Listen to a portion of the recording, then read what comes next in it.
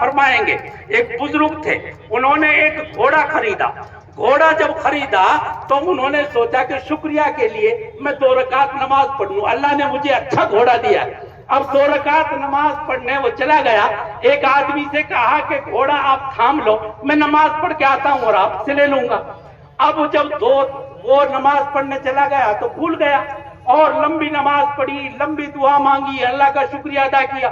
پھر اس کے ذہن میں آیا کہ یار ایک آدمی کو میں گھوڑا تھما کر آیا ہوں اور وہ بیچارہ کوئی میرا نوکر تھوڑے ہی ہے, بہت دیر ہو گئی. وہ چھوڑ کر آیا اور جیب میں ہاتھ دے رہا تھا کہ اس کو میں ہدیہ میں جو ہے انعام میں 2 درہم دوں گا. اب جب باہر آیا تو گھوڑے کا وہ جو لگام وغیرہ ہوتی ہے وہ نہیں تھی اور گھوڑا اکیلا کھڑا تھا اور جس کے حوالے کر گیا تھا وہ بھی نہیں. اب ادھر ادھر دیکھا تو سامنے ایک دکان تھی. سامنے جب ایک دکان تھی تو اس کے دیکھا تو اس دکان پہ اس کی وہ گھوڑے کی لگام وگام لٹکی ہوئی تھی, اسی کے گھوڑے کی.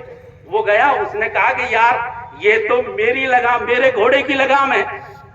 اس دکاندار نے کہا کہ بھئی ہوگی, ابھی ایک آدمی اس کو 2 درہم میں بیچ کر گیا ہے. وہ بزرگ ہنس پڑا. اس دکاندار نے کہا کہ یہ بتائیے کہ آپ ہنسے کیوں؟ کہ ہنسا میں اس لیے ہوں کہ اس بندے کی قسمت میں 2 درہم تھے. اس بندے کی قسمت میں 2 درہم تھے. اگر صبر کرتا تو اس کو حلال طریقے سے مل جاتے, اس کو حلال طریقے سے مل جاتے. اب صبر نہیں کیا تو اس کو حرام طریقے سے ملے ہیں. میں بھی اس کو 2 درہم دینا چاہتا تھا.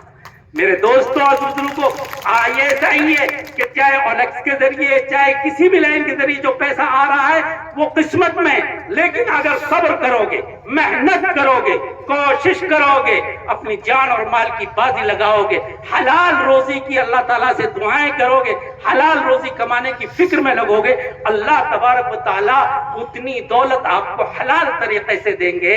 اللہ تبارک و تعالیٰ ہم سب کو محنت کر حلال روزی کمانے کی توفیق مرحمت فرمائے, حرام روزی سے ہماری حفاظت فرمائے اور تمام برائیوں سے اللہ تبارک و تعالی ہمیں بچنے کی توفیق مرحمت فرمائے.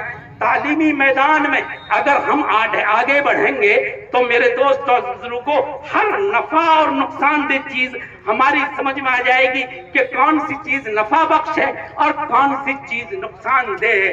اس لیے میرے دوستو تعلیم کا ہونا بہت ضروری ہے. اللہ تبارک و تعالی ہم کو تعلیمی حاصل کرنے میں آسانیاں پیدا فرمائے. وآخر دعوانا